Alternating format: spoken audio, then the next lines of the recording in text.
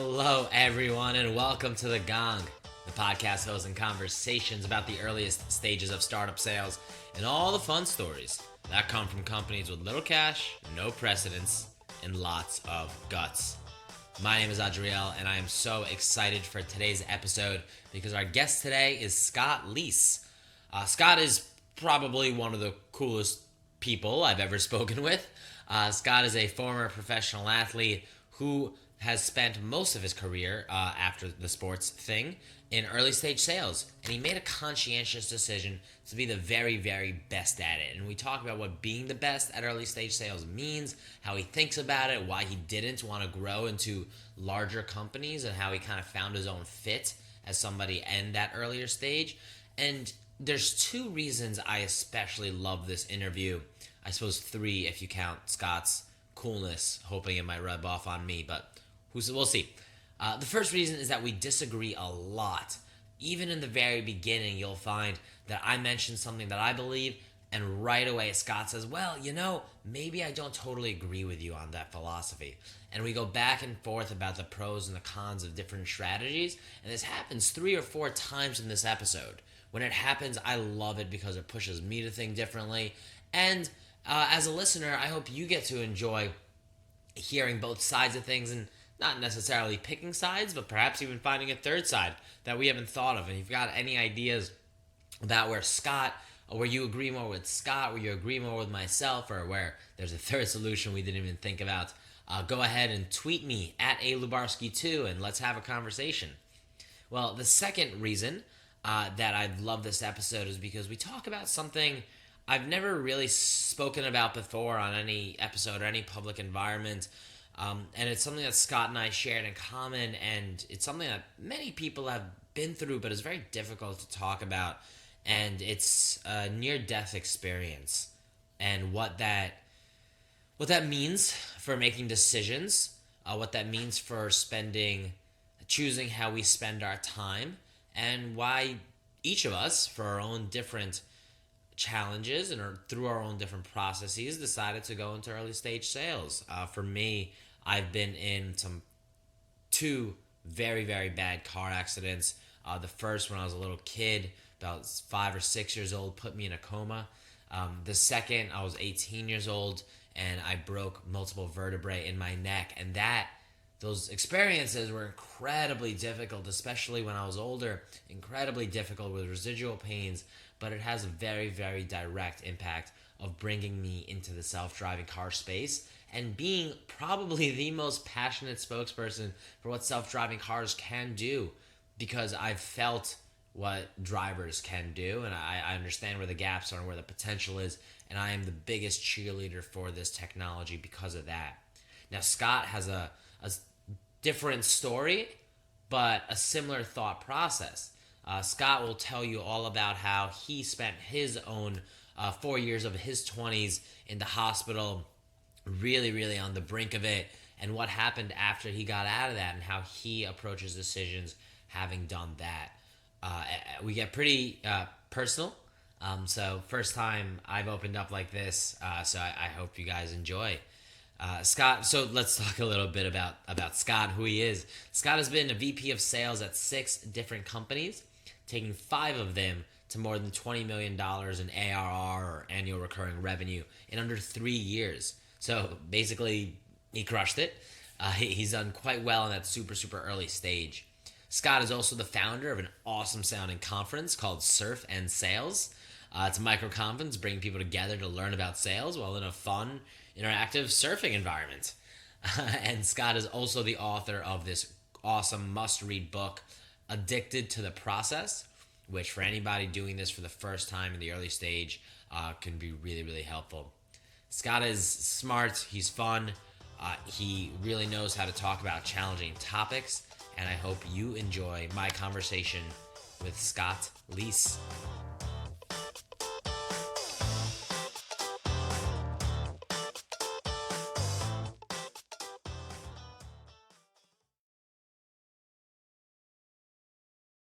All right, Scott Leese, welcome to the Gong.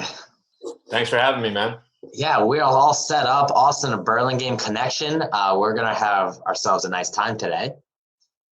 Where I wanted to start, from the context that, as I mentioned just before we got started, really excited to talk to you because you, as you put it yourself, really specialize in bringing things from pre-products, pre-revenue, all the way through those early stages. And those are the kind of lessons that I want to get out here. But I want to start with a certain mentality that it seems that you have, that you write about a lot, speak about a lot.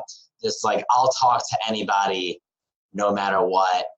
Mentality. It goes a long way in sales. It talks a lot about scrappiness, and it seems like you've done that to definitely get yourself certain jobs as a leader and probably also in sales at these early companies. So can you tell a few of those stories of where that I'll talk to anybody no matter what, no ego mentality comes from? Well, it's funny that you bring that up because I just had one of those conversations yesterday, actually. This guy in Austin reached out to me and just didn't really have much of an agenda, just said he'd been following me for a while and kind of wanted to chat and get some advice. So I said, sure. So I met him down the road and we were just talking, and turns out, he's about to take on his first VP of sales gig. And, didn't know that I had kind of left and gone into consulting and advising full time. And now he's, thinking, well, when he gets this gig, he's going to try to bring me on and kind of help him. So it all kind of comes from, I feel like you never really know who can help you, and you never really know who you're going to be able to help.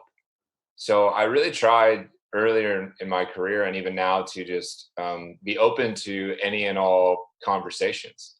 I can remember not quite 10 years ago, maybe now, a friend of a friend had heard about a open sales gig at a small brand new company called Main Street Hub. And they were looking for an entry level sales rep. And I had been, VP of sales multiple times already.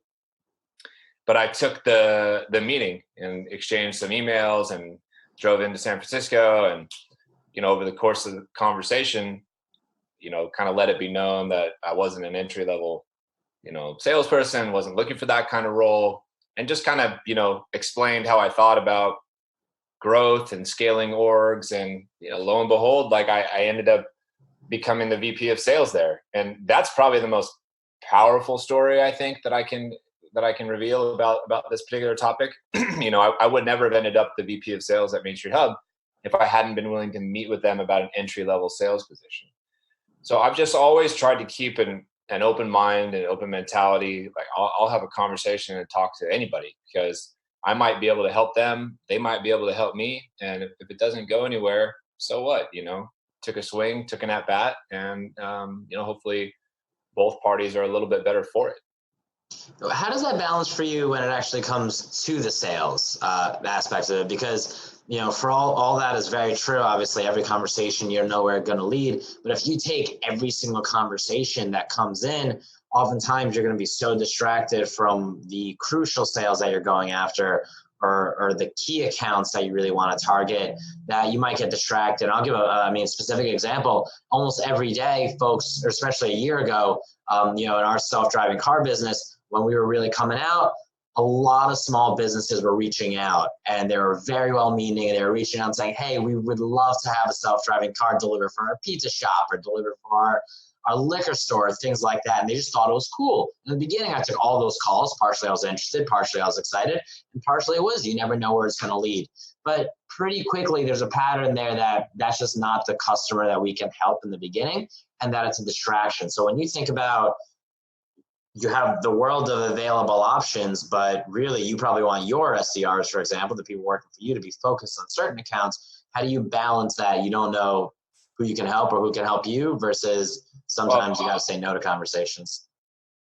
Well, I might have a different philosophy than you because I don't know that I say no to those conversations, and I don't know that I see those as a distraction. I think the difference is knowing when something is not a fit for right now. Right. So you had these conversations with these small companies.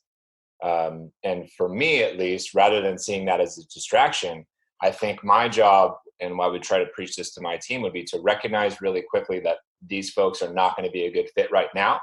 but learn a little bit about their business, inform them a little bit about you, and let's stay in touch in the future, because some of those small companies might grow into mid-size and larger companies. And it's been my experience that if you treat them appropriately with respect and dignity and the idea that they might be able to grow into the right customer for you, they'll come back and they remember that, that relationship and that kind of loyalty. So I think maybe for me is the difference might be, I might not spend 2, 3, 4 phone calls with that person, or I might not spend an hour and a half with that person, but I certainly don't see spending 10 or 15 minutes as a waste.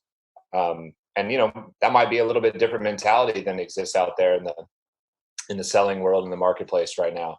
And maybe that comes from, some of my background and being in the game for 15 plus years now. And maybe my mindset and mentality is a little different than other people, but that's kind of how I think about it. So I think we're a little bit dissimilar, but I understand where you're coming from. I just think I amend it a little bit. Yeah, I'm happy to hear that different philosophies are kind of the whole point of the thing. Do you have any stories from your experience doing things like that where you can tie sort of a conversation that perhaps I would have dismissed or somebody else might not have seen value out of, and you can tie that to then kind of a sales or a partnership that you're really proud of? Yeah, 100%. I mean, we would talk to companies at Qualio, which is the most recent company that I was working at. And these title companies or small law practices would be kind of just getting started, or they might tell us, hey, we're going out on our own here in a couple months, and we would say to them, well, we can't work with you yet. You're not doing quite enough business, or you're not licensed or approved yet, or whatever, so we can't get you started on the software. But me taking the time to have that conversation with them, be informative, be helpful, and just kind of promise to stay in touch with them a little bit. Those people end up coming back, and some of those customers would come back and already be significantly ahead of the game. Like they'd move from like a basic sized account to like a premium account like right away. And I think if we would have dismissed them too fast, they might have been more willing or more likely to look elsewhere. But I think instead they felt like the first conversation went good. These guys were straight up with me. They said, it's not going to make sense for me yet. Wait till you get to this size, then we'll really be able to help you. And I think that maybe created a level of trust that helped bring those people back on board later on when they were ready, and now they're customers. Yeah, you spent like 15 years in the Bay Area and have spent much of your career working as a VP of sales or higher in traditional tech companies, a lot of SaaS companies. And then you left. Now you're in Austin, and even our pre-conversation, like, glad to be done with the Bay Area. Are there any other philosophies that you think that you did see a lot that are pretty prevalent throughout traditional tech sales models that you disagreed with, or that you noticed and decided to veer away from? That's a really good question. Well, yes is the short answer. The first one that jumps to my mind is that you have to balance your sales career out in all types of sales cycles and disciplines and all this kind of stuff. So, you might get a traditional path might be, you started off in retail sales. Okay. And then you're working in like the kiosk and selling cell phone cases and stuff. Then you move into inside sales, and it's like inbound. Then you move into, SDR, and then you're in transactional sales, and then you move mid-market, and then you move to enterprise. And I didn't do any of that. I had those thoughts, and I wish I could remember who gave me this advice. I truly don't. But somebody said to me, you're really good at this one thing. Why don't you just become the best ever, or the best, around at that one particular thing? And, for me personally, I had been taking companies, from 0 to 20, 0 to 25 million ARR, and I was starting to get the itch to well, maybe I should get some experience under my belt, taking company from, 50 to 100 million ARR, right? Because I don't seem to be getting those kind of interviews or those kind of phone calls. And this advice that I got was like, why, like, why mess with that? Right? You don't have anything to prove. Just be like the best early stage builder that there is, And so I did that, and that became my niche, and that's my niche now as a consultant and an advisor. So I think that's very counter to the advice that a lot of people get, Yeah, you often actually see that happen a lot in venture capital as well, where the only reason any venture capitalist raises a seed round is so that eventually, or around a small $2 million fund that they do seed investment with, is so eventually they can raise a $100 million round that they can do Series A investment with. And the only reason that they're doing that is so that they can get to $1 billion fund in which they can write big checks with. And very few people, partially because that's how the business is structured, partially because that's where incentives comes from, and probably because of ego. But many people want to grow into bigger and bigger positions. And it sounds like where you built your careers really around saying, well, here's this thing I like, here's this thing I like to do, and here's this thing I'm going to keep doing. Yeah. And there's something to be said for, kind of trying to become an expert in something rather than, pretty good at lots of things, right? Pretty good at lots of things, great at nothing. I don't know, that became less appealing to me over time. And so, I really, for me, I think about those kind of things a little bit differently, How did your expertise develop? So you've been a VP or higher of sales at 6 different companies now. I think at least 5 of them have gotten to at least $20 million in ARR within just a couple of years. So you got these things under your belt. What do you remember doing very differently at your 6th company than at your first company? Oh man, so many different things. The first hire. So the first hire at my 6th company was a head of sales ops. Absolutely essential. Back in the day when I was first getting started, there was no such thing as sales ops or sales enablement. It didn't even exist. I guess some of the functions existed, but that job title and that role didn't exist. This was just all additional shit that, I had to do. Right. And in time, I started lobbying more and more for that type of role sooner and, earlier and earlier in the growth of the company. And, now, I guess 2016 was when I started at Qualia. Now, the value is there from founders and the marketing. It's like, yes, that can be your, first hire, right?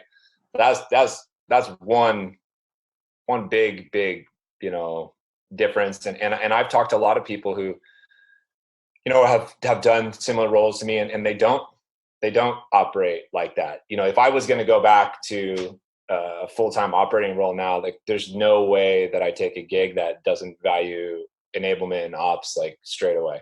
Like I look at it as like I need them in order to do my role better and to move faster. I don't need to be spending my time building out workflows and reports and all these kind of things. I know exactly what I need. So I'm going to have this expert in it who loves doing it, by the way, work on that stuff while I'm head down working with a couple AEs, trying to nail the messaging, the pitch, the competitive landscape, all the objections, all the collateral, right? All this kind of stuff.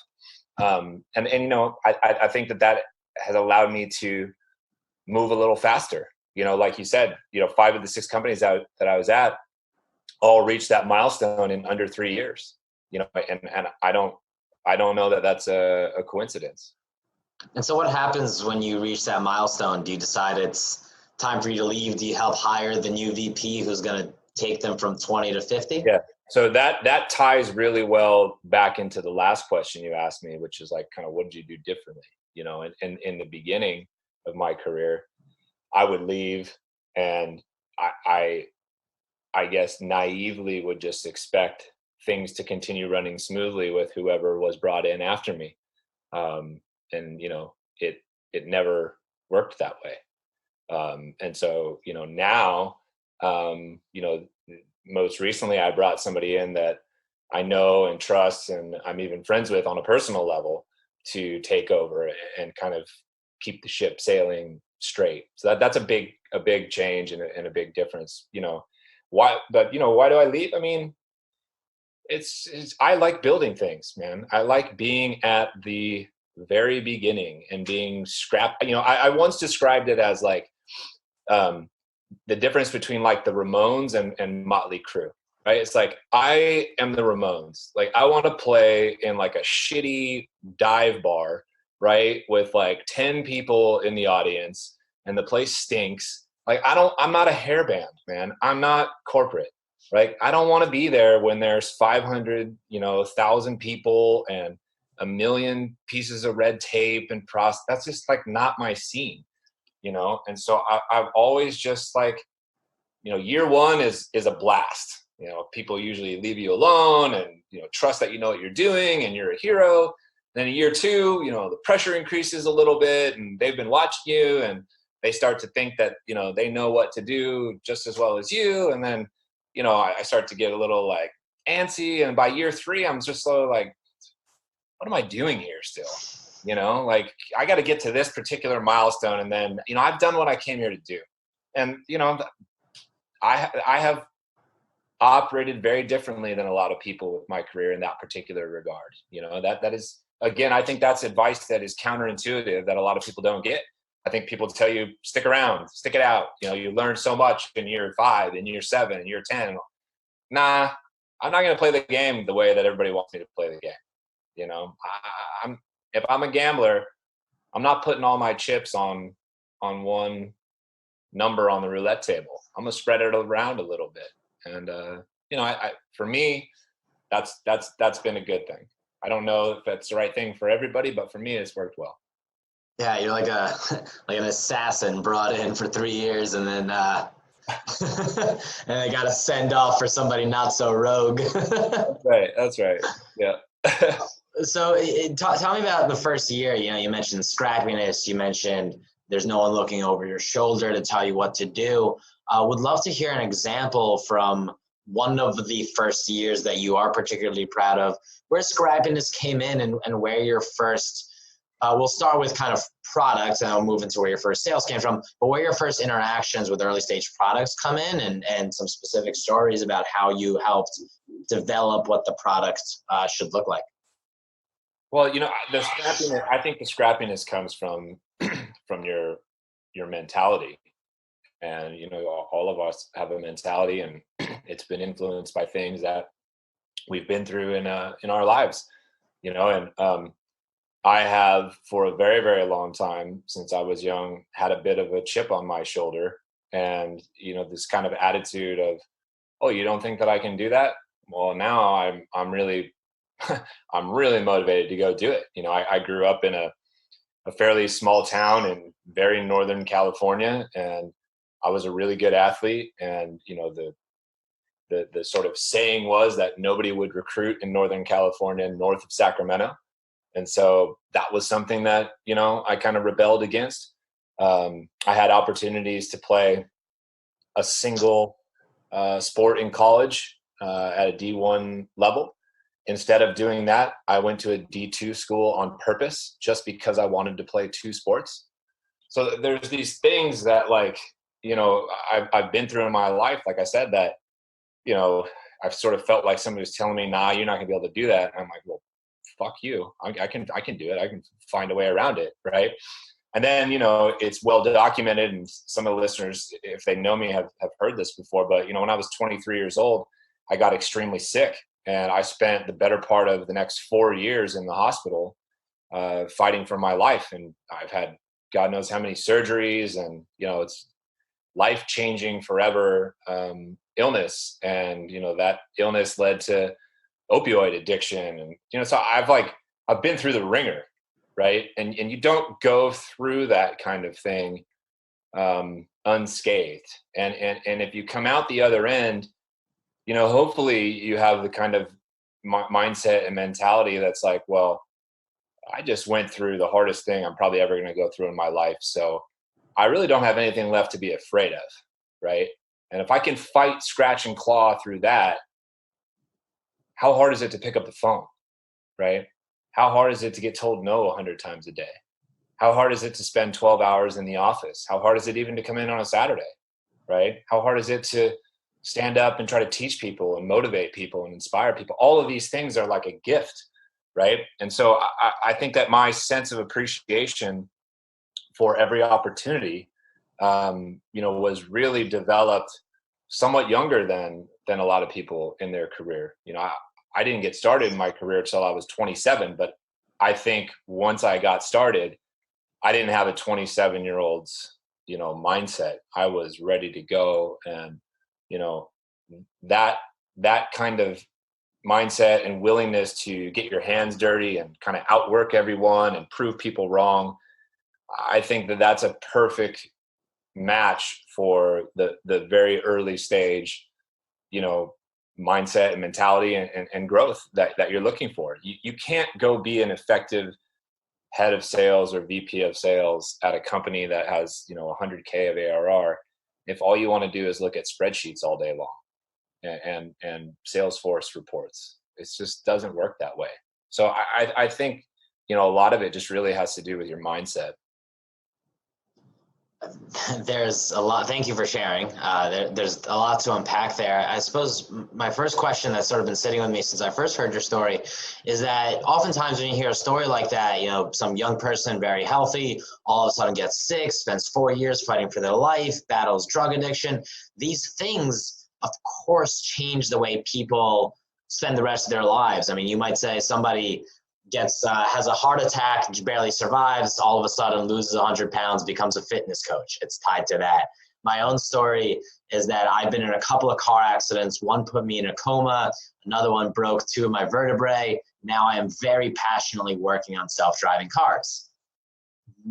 What decisions have you made about how to spend the rest of your life and career that stem from this dark, challenging 4-year period? I'm really glad you brought that up, and thanks for sharing, your story as well. I just always felt like I got given, kind of a second, third, fourth, fifth chance, if you will. And I have consciously worked to try to provide similar opportunities to other people in these kind of situations. I mean, I can't even tell you how many people with criminal records. So many people with, addiction issues and substance abuse issues, or, people who had no sales experience whatsoever, but I sort of saw, something in them, right, that made me want to help them. And I think, honestly, I have continued to go into some of these roles because I genuinely feel like if I can make a difference in somebody's life and help them change their life in the way that I've been able to do, for myself, that is a legacy, and that is more important than, how much money I made or whatever. It's how many people have I helped along the way? What kind of impact have I had on these people, right? If you're able to make an impact, with self-driving cars and eliminate accidents and injuries and deaths and the toll it takes on, communities and all this kind of, that's a legacy, man. That's a very powerful thing. And so, I think it takes a special person to go through trauma, right? And find a way to make it a positive and find a way to help other people who've also experienced that kind of thing find their way through, and then, they can kind of pay it forward, if you will, right? Yeah, you seem, whether because of this experience or perhaps just because of who you are, a brutally honest person. But both to yourself and just to the world at large. When you're at a startup, of course, when you're talking to a client, it's about selling the dream and here's what we can do for you now, but also here's what we can do for you in a couple of years if you'll just come along for this ride with us, because the product we have for you today is only a small part of what our vision is for how we're going to absolutely influence what you do. And sharing that vision can be a challenge. Sharing that vision can be just a challenge of being eloquent or thoughtful about how you're sharing it in the right words. But oftentimes sharing that vision, I find in my experience, can be a challenge because you need to balance, or we as the lead salesperson need to balance the reality of what our clients are going to receive today with all the many bugs and defects and challenges, but good intent and good heart, versus what we're going to bring to them tomorrow. So how do you think about how to, either when you train your own account executives or when you have conversations with clients, where you strike that balance between, hi, Mrs. Client, we have this product it's going to be great someday. It's pretty good right now. It's going to be great someday. And here's why you should come along for this ride with us. Well, here's some of my brutal honesty. I don't really sell the dream like that when it comes to the product. And I really try not to have my account executives talk about what the product will be in the future. I try to focus on what it is right now. And, even more specifically than that, controversial or not, I don't know that I really care about a lot of the product, right? I care about what is the problem that this prospect or this potential customer is experiencing right now. What is the pain that they're going through? And, why is it important to fix that?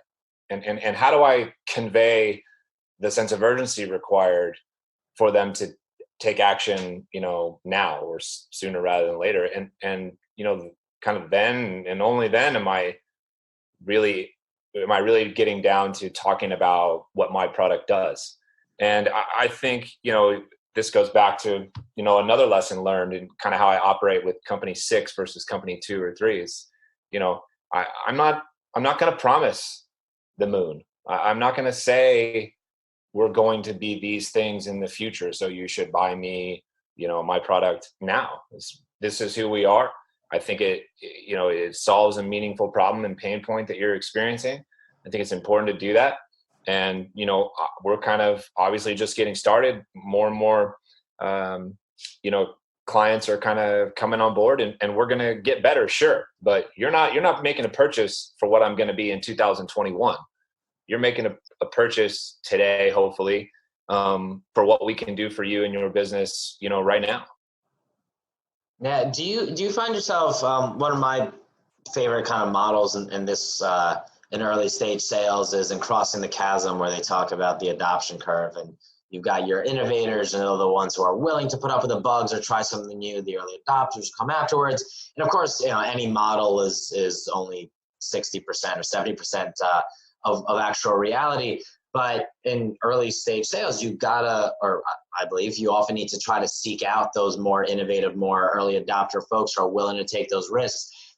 And if you speak to 20 clients, all of whom on paper seem to be a perfect fit for what you're trying to sell, maybe only 4 or 5 of them are really going to take that risk with you. Do you have a way to siphon out who the more risk-prone people are, who like working with startups, versus those who just want to keep a finger on the pulse of what's going on and who are just never going to buy your early stage solution anyway? Well, I wish I had a better answer for you. I don't know that I have a phenomenal way to siphon those out, other than,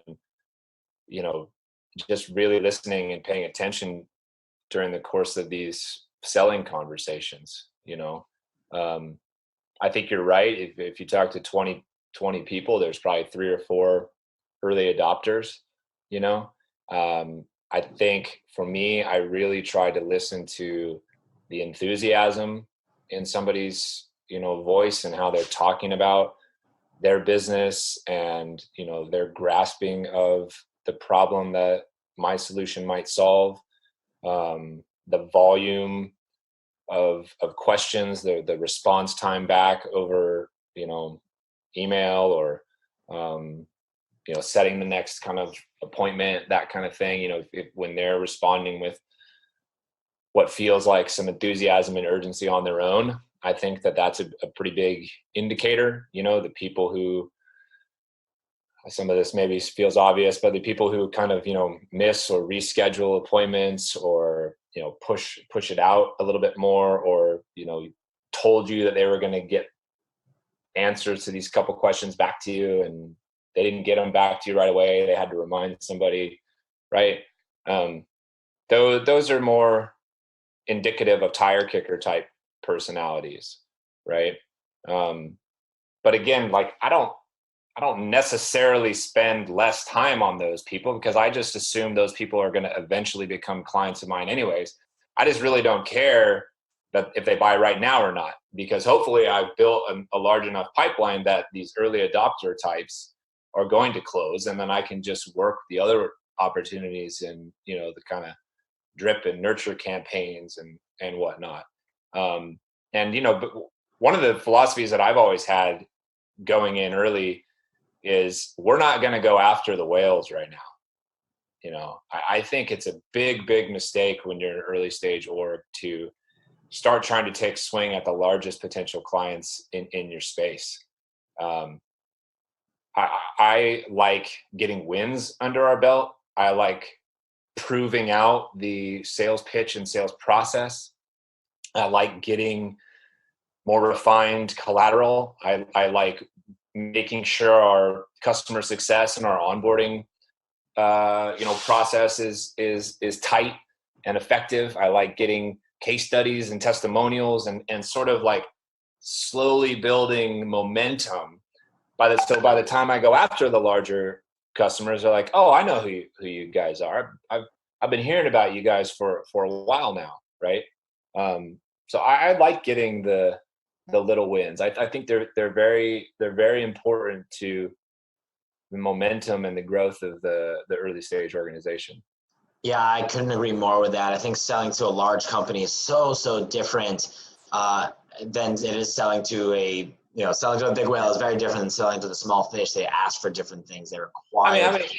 How many startups can you think of that, started trying to go after distribution and went to sign $1 million deals, right? And like 9, 12, 16 months in, they haven't closed anything yet. And they're like running on fumes now, right? And it's not even necessarily because the product is no good. It might not even be because the salesmanship is poor. It's just like you went after the wrong customers, man. You're in a longer sales cycle than you thought, and you haven't learned enough from all these other people using the product potentially to figure out, well, what things do we need to tweak? What features do we need to add? How do we need to change the product to be more appealing for mid and upper market folks? It's a mistake that I wish less people made. And so part of that mistake, and I want to wrap this up here, and this is, I think you made a perfect transition. Part of that mistake comes down to the salesperson doing something wrong, maybe inexperience, maybe in over their heads.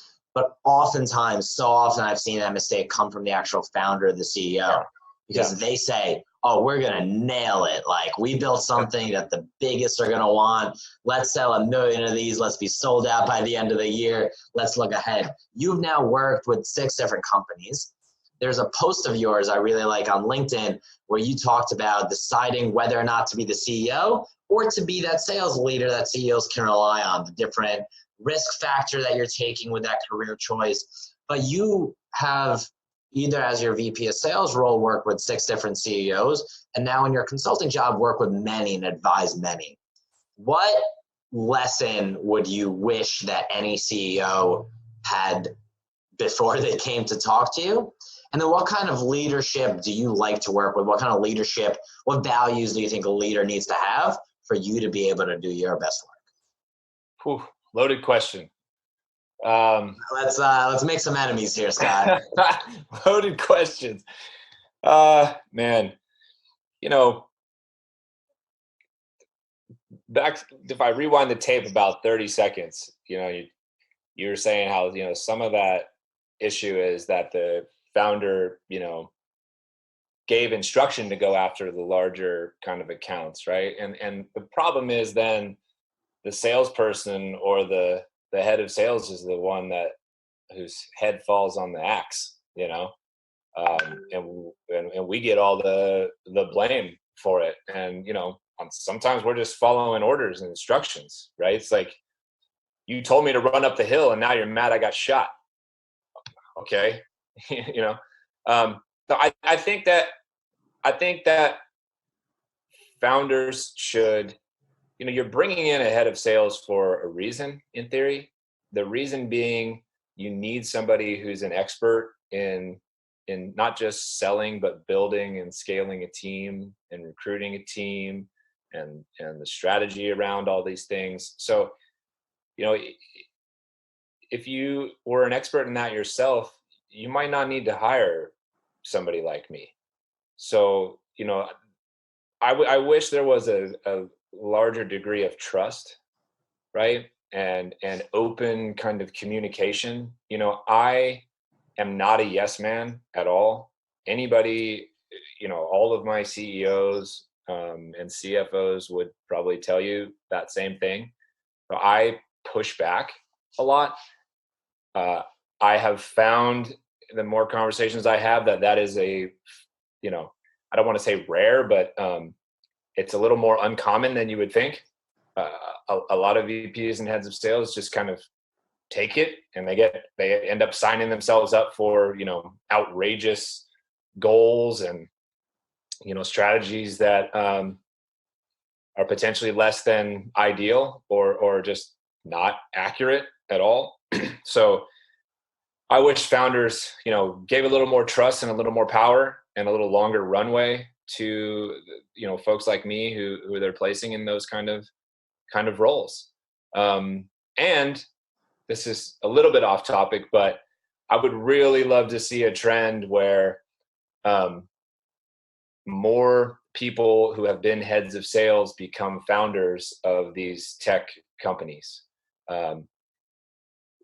Engineers and MBAs and finance guys and private equity guys, they think and operate very differently than salespeople do. And, there are so many orgs where engineering and product is, rightfully very, very respected, but unfortunately that same level of respect is not given to people in a sales role. I've often said that one of my biggest regrets is, I've never worked for a CEO that used to have my job. Right. And, if I could do it all over again and rewind the tape, that might be something that I really look for, so hopefully, more people, who have done my role kind of step up and have the opportunity to build something. Because I think it can make a difference in the lives of sales leaders and salespeople to work in that type of company that might understand our culture and our needs a little better. Yeah, I couldn't agree more. I wonder what it would be like to work for somebody who's had this job before. If only. One day I'll work for you, Scott. It'll be a blast. We'll see. Awesome. Well, I want to move on to a quick fire round here. I'll ask the questions quickly, and you could take your sweet time answering them if you want. I'll try to go fast as well. Are there any sales or startup books that have been particularly helpful to you? I don't know if it's a sales book, but I recently told somebody that the book, The 48 Laws of Power by Robert Greene, made a huge impact on me and in my sales career, and just my career in general. I hate to plug my own book, but I wrote a book called Addicted to the Process that is specifically built for people who are early in their career and who are trying to figure out the mindset and the work ethic and the habits needed to be successful. I wrote that because I felt like nobody had kind of written anything specifically for that underserved market. So, if there's people who are early in their career out there, I think that could be good. And, as far as startups go, I really like these sort of collection of stories about startups books. So there's a book called Founders at Work that I thought was really cool. The hard thing about hard things, a lot of people probably know, but that I felt was really, really a good one. But my favorite, book about startups, I think, was Founders at Work. It's sort of like a collection of, I can't remember, 25 or maybe even 50 different startup leaders who are kind of telling stories about the early days of their companies. And most of these companies went on to be really successful, and you're just like, holy shit, that company was fucked up in the beginning, right? And they made their way out of it, right? Kind of gives you hope that if they figured it out, maybe you can too. Yeah, a couple of those books, the ones I have read, sometimes need a few rereads. 48 Laws of Powers is one where, like, I mean, he's so tripping. He's talking about how Cleopatra deceived Mark Antony. I'm like, I don't know if this applies to me now, but maybe maybe it will soon. Founders at Work I have not read, and I very much look forward to it. I just put it on my list. Nice. What is the sale you are most proud of landing? Is there any particular partnership deal or sale you've closed that you're very proud of? I feel like I should say my wife. Somebody's answered that before. That's a good answer. Deal or partnership deal? Yeah. I mean, we just recently announced a deal at Qualia with Iowa Title Guarantee, and it was a very long sales cycle, very, very complicated process. Full disclosure, I was not the lead salesperson on it, but one of my team members was, and I'm very proud of the way that he handled the process, and how we all collaborated as a company to get that deal done. Is a really big deal for the company. Yeah. Tell me about an early sales mentor of yours and something you learned from them. There is a guy named Mike Lindstrom out of Scottsdale, Arizona, who has been a motivational speaker and a sales trainer and whatnot for quite a while now. And he was brought in at the first company that I was ever working at. And, I liked the way he thought about things. And he, this one quote of his really stuck with me. And it's, nothing in life means anything other than the meaning you give it. And I find myself often, remembering that and trying to apply it once again to my life. And I find myself using it when I'm giving advice to other people. We didn't work together for very long or all that closely, but if I could pinpoint somebody whose kind of words and way of being influenced me early in my career, he would be the one. Awesome. Scott, it has been an absolute pleasure both agreeing and disagreeing with you over the last hour or so. If people want to learn more about your work, what you're doing, what you're working on now, your book, where can they go and learn more? Yeah, working on a few different things. So, you can read about my consulting business. The website's scottleaseconsulting.com. I specialize in working with founders who are trying to go from 0 to 25 million. I also am the founder of a small micro sales conference called Surf and Sales. Website is surfandsales.com. We're going on our 4th event coming up this February. And my book Addicted to the Process is on Amazon. You can check that out. I'm extremely active on LinkedIn. I will respond to you if you reach out to me and send me a message. So those are the best ways to get in touch with me. And sometime next year I'll be dropping my second book, so look for that. All right. Do we need to already know how to surf in order to participate in your conference? No, like 80% at least of the people who've gone to Surf and Sales have never surfed before, and it's like part of the attraction for them. It's like something that they want to learn how to do. So absolutely not. Fantastic. Count me in. Scott, thank you so much. This was a blast. All right, Angel. Talk to you later. Well, there you have it. Scott Leese, ladies and gentlemen. Focus on what you do and be the best. Be open to talking to anyone. And work from a point of pure honesty and pure passion, and that'll take you a long way. If you want to learn more about Scott, find him on LinkedIn, Scott Leese, Leese, or online at scottleaseconsulting.com. You can check out his book, Addicted to the Process, on Amazon, waiting for his next one to come out in a few months here, or go learn to surf and to sell and learn more about that at surfandsales.com. If you liked the podcast, please leave us a review, subscribe, do what you got to do, let us know, and we'll keep making more of these. If you didn't like the podcast, well, why don't you just tweet me or hit me up on Instagram at alubarski2 on all those channels, and let's talk about it. Happy selling.